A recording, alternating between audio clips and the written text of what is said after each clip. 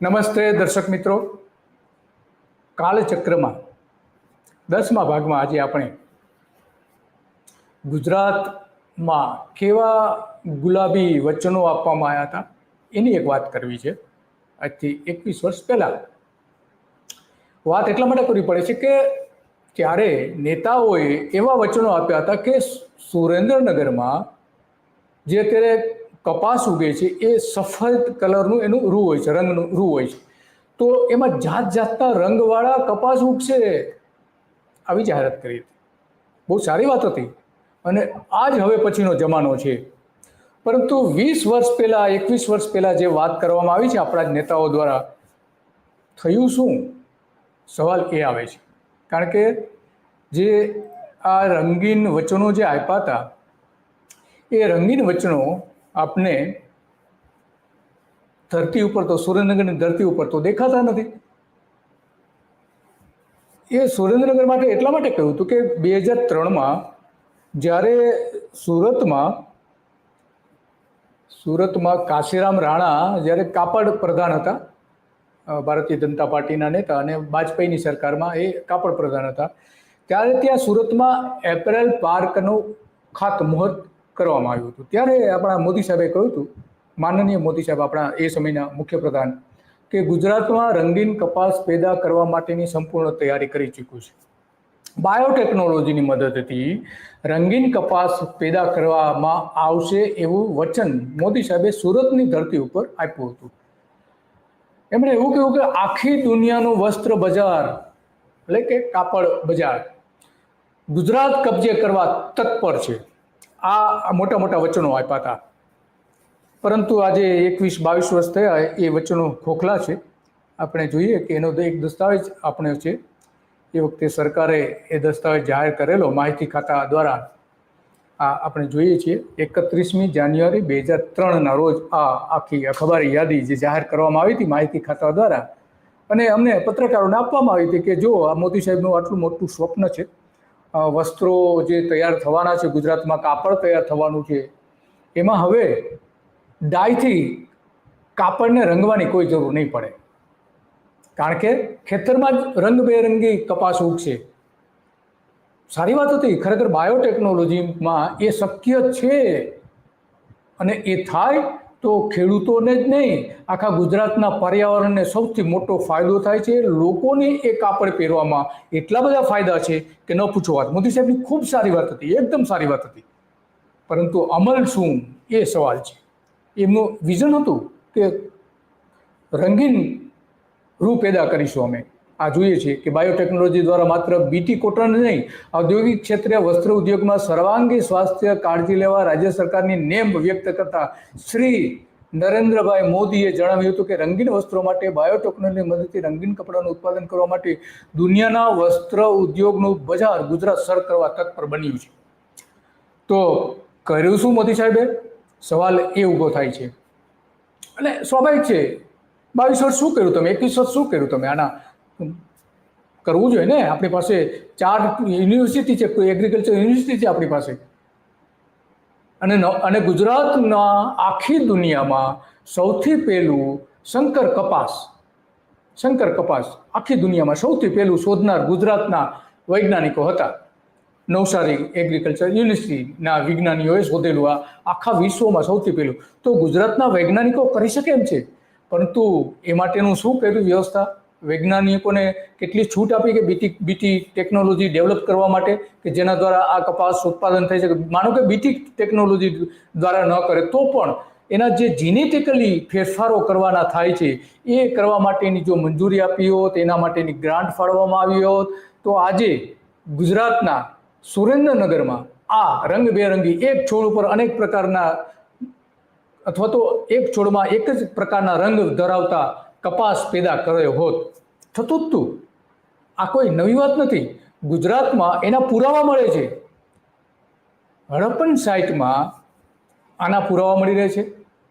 ઘણા બધા ગ્રંથોમાં ઉલ્લેખ છે કે ગુજરાતમાં રંગીન કપાસ પેદા થતું હતું.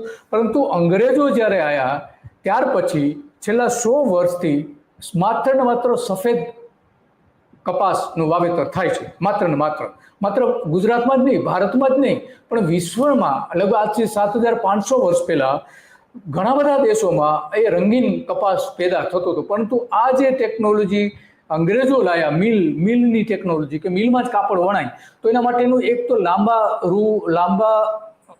રૂ જોઈએ, લાંબુ રૂ જોઈએ, લાંબા સાઇઝનું, અને બીજું કે મજબૂત હોવું જોઈએ, તો જ એ મિલમાં વણી શકાય. પરંતુ એ ક્ષમતા આ આપણે જે રૂ બનાવતા હતા ગુજરાતના ખેડૂતો, એની પાસે નથી. એટલે કે 100 વર્ષમાં આ જે આખું પરિવર્તન થઈ ગયું, રંગીન કપાસ પેદા થતો હતો, બંધ થઈ ગયો, તો આ થયું હતું. તો ત્યારે મોદી સાહેબે જે કહ્યું હતું એ આપણે પહેલા જોઈએ, કે મોદી સાહેબે જે કહ્યું હતું એ એનો દસ્તાવેજ આપણે જોયો. પરંતુ જ્યારે મોદી સાહેબે 2022માં સુરેન્દ્રનગરમાં જઈને જે વાત કરી હતી એ સાંભળો, બહુ મજા આવશે. મોદી સાહેબે જે વાત કરી, સુરેન્દ્રનગરની ધરતી પર આવીને શપથ લીધા હતા કે આ પરિસ્થિતિ બદલવા માટે જે કાંઈ કરવું પડે કરીશું, રાત દિવસ મહેનત કરીશું, નવી નવી યોજનાઓ લાવીશું, પણ આ ધરતીને પાણીદાર બનાવીને રહીશું, કારણ કે અહીંના લોકો પાણીદાર છે. તો મોદી સાહેબ જે વાત કરે છે, 2022માં વાત કરી, 20 વર્ષ થયા આ જે ત્યાંની કપાસની વાત કરી હતી એને.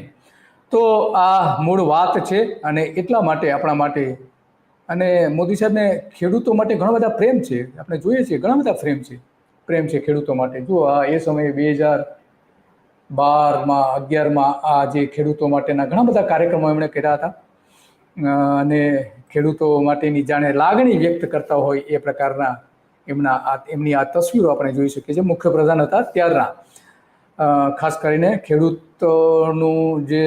ખેડૂતના જે ગામડે ગામડે જઈને મેળાઓ કરેલા, એ વખતની આ તસવીર છે. તો આપણે મોદી સાહેબ માટે ખરેખર આભાર માનવો જોઈએ કે એમણે એક નવી દ્રષ્ટિ બતાવી હતી. પણ પછી જે કામ થવું જોઈએ એ કામ તો કર્યું નહીં મોદી સાહેબે.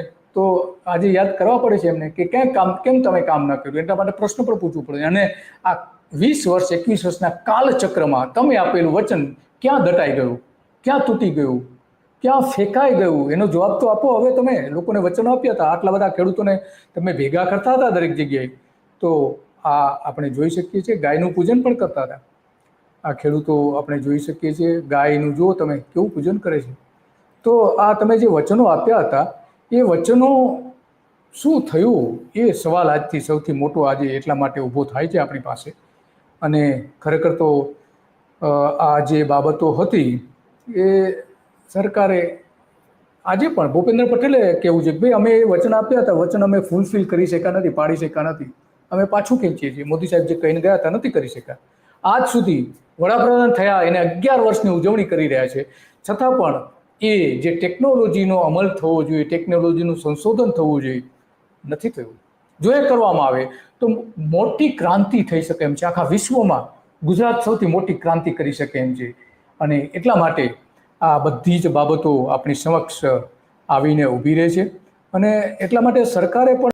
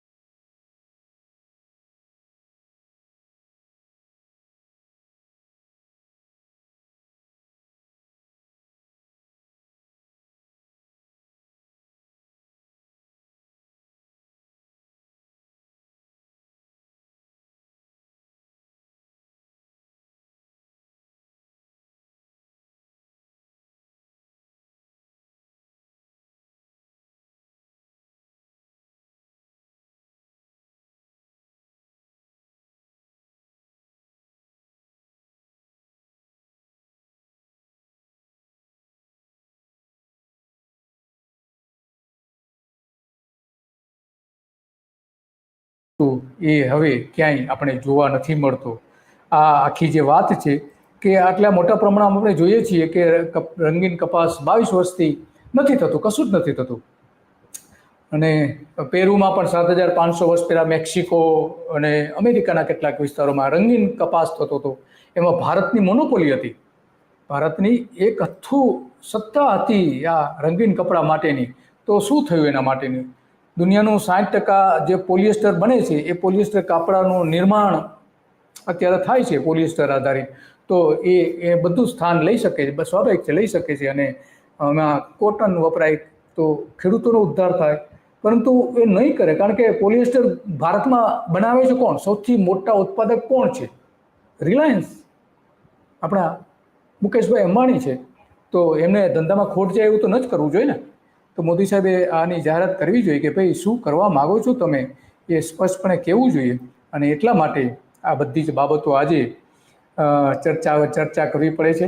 અને એટલા માટે ખરેખર તો આ જે કાલચક્રમાં ફસાઈ ગયું છે મોદીના વચનો, તો એ કાલચક્રમાંથી બહાર આવે અને ખેડૂતોના ખેતરો સુધી રંગીન કપાસ આવે. અને સપના જે બતાવ્યા હતા, જે રીતે કોંગ્રેસે સુરેન્દ્રનગરના લોકોને સફરજન પેદા થશે એવા સપના બતાવેલા, નર્મદા નેર આવશે એનાથી સફરજનો પેદા થશે, ગુજરાતના ખેડૂતો ખાસ કરીને સુરેન્દ્રનગરના ખેડૂતો સફરજન પકવતા થશે, એવા કોંગ્રેસે વચનો આપ્યા હતા. તો એના પગલે મોદી સાહેબે તો વચનો આપવામાં તો કોઈ બાકી નથી રાખ્યું. કોંગ્રેસના બધા જ વિક્રમો તોડી નાખ્યા છે. તો આ બધી આ કાલચક્રમાં વાત કરવી હતી અને એટલા માટે આ યાદ કરાવવું પડે છે નેતાઓને કે તમે વચનો આપ્યા તો એ અમલ તો કરો. આપણી પાસે આટલા બધા વૈજ્ઞાનિકો, કૃષિ વૈજ્ઞાનિકો ગામડે તમે મોકલો છો, તો કમસે કમ યુનિવર્સિટીમાં તો એનું સંશોધન કરવાની છૂટ આપો, એને આર્થિક મદદ કરો. પૈસા આપશો તો જ સંશોધન થશે, કારણ કે એક જાત શોધવામાં 30 વર્ષ લાગી જતા હોય છે. તો આજે એ શક્ય બન્યું હોત થોડા સમયમાં, થોડા વર્ષોમાં પણ ગુજરાતના ખેતરે આવા કપાસ પેદા થઈ શક્યા હોત, પરંતુ એ થયું નથી. એટલા માટે આ કાળચક્રના 10મા મણકામાં આપણે આ બધી વાત કરી છે ને. અને પ્રશ્નો પૂછ્યા છે મોદી સાહેબને કે હવે તમે કાળચક્રમાં જે ફસાઈ ગયા છે તમારા વચનો, એને બહાર કાઢો. બસ આજે આટલું જ. અને તમને આ કાર્યક્રમ લાગ્યો હોય તો લોકો સુધી પહોંચાડો. અને અમારી ધ ગુજરાત રિપોર્ટ ચેનલને સબસ્ક્રાઈબ કરો. અને આવા જ કાર્યક્રમો રોજ જોતા રહો. રોજ સવારે 9 વાગે આ કાર્યક્રમ આવે છે, તમે જોઈ શકશો. રોજ સવારે 9 વાગે આ કાર્યક્રમ. અને નેતાઓના વચનો, માત્ર એક નેતાની, અનેક નેતાઓના વચનો આ કેવા હતા એની બધી જ વિગતો અમે આપવાના છીએ. નમસ્તે.